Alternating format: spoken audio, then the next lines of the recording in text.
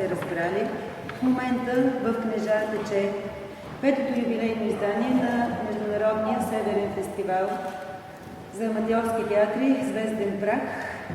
И в този фестивал, освен на театрални спектакли, има и богата гама от съпътстващи прояви и концерти.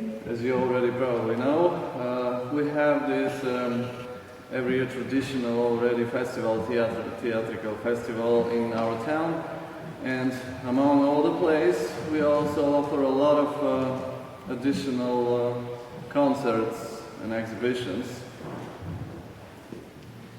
И тази вечер ни предстои да се насладим на една от тези прекрасни съпътстващи прояви.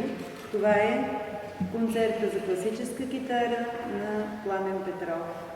So the following concert this evening is also part of our festival Stardust, and we will enjoy the classical guitar concert of Plamen Petrov.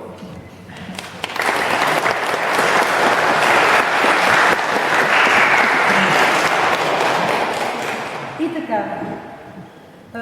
смисъл на нашия фестивал, хора, които имат сетива, заедно да се наслаждават на красивото в изкуството, и тази вечер ни предстои едно такова нещо. Да бъде приятно за всички нас. The point of our festival is to enjoy and open our senses to the beauty of art. Let's enjoy the concert.